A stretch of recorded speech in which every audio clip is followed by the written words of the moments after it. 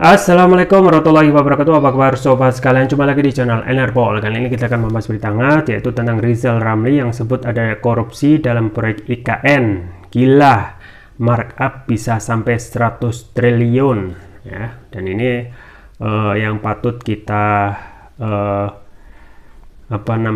patut kita sesalkan ya, dengan adanya kondisi sekarang yang carut marut ekonomi ya. Tetapi KKN itu justru tumbuh subur ya dalam kondisi sekarang yang sulit ya, termasuk juga untuk proyek infrastruktur yang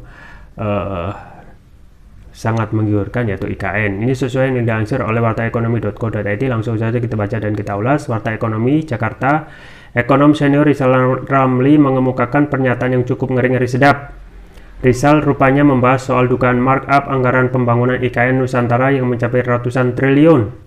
Memang untuk ibu kota baru mereka sudah anggarin buat 2 tahun yang akan datang nyaris 500 triliun rupiah. Kalau proyek infrastruktur itu minimal markupnya kan 20%, itu aja udah 100 triliun kok. Terang Rizal melansir dari kanal YouTube Refli Harun Official Rabu 28 Desember 2022. Bakal jadi pancaan buat 2 tahun yang akan datang, masa mau nambah lagi? Gila amat gitu loh, padahal rakyat kita hampir semuanya lagi susah ibunya. Karena itulah mantan Menteri Koordinator Bidang Kemaritiman tersebut mendorong agar pemilihan umum dipercepat. Pasalnya pemerintah yang membiarkan korupsi merajalela dan membiarkan masyarakat hidup dalam kesengsaraan tidak sepatutnya diperpanjang. Logika itu justru harus dibalik. Pemerintah yang nggak becus, yang membiarkan korupsi terjadi secara masif dan KKN secara masif yang bikin rakyat hidup susah, itu justru harus dipercepat. Segera diselesaikan, bukan diperpanjang. Logikanya saja logika ngawur, tegasnya. Lalu mencontohkan sikap kenegaraan Presiden ketiga B.J. Habibie. Setelah Pak Harto jatuh, terpilih Pak Habibie merasa bahwa legitimasi dia belum kuat. Apalagi pada waktu itu banyak kalangan yang protes. Ya sudah, diadakan pemilu dipercepat tahun 99. 2 tahun kemudian jelas Rizal.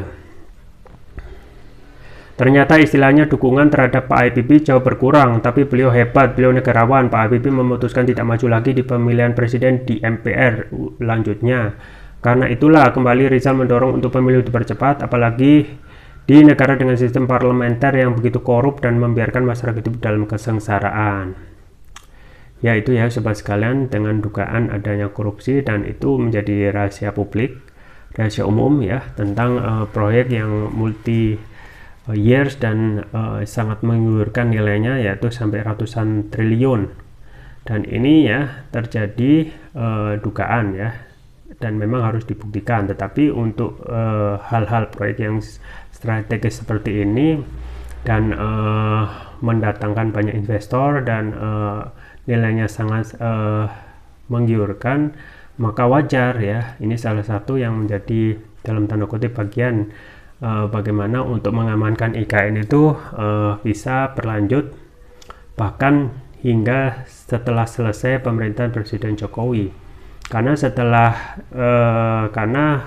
saat ini kondisinya memang investor melihat ya tidak ada keyakinan dalam IKN itu menghasilkan keuntungan dalam waktu yang cepat.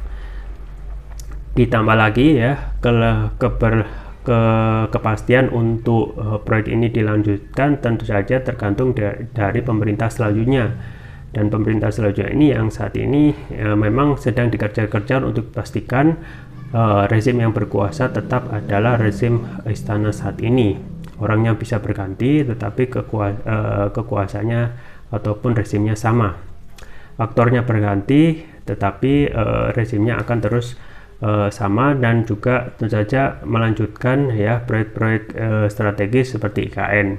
Nah, proyek IKN ini memang sangat rentan sekali untuk terhadap isu tentang KKN, korupsi kolusi nepotisme.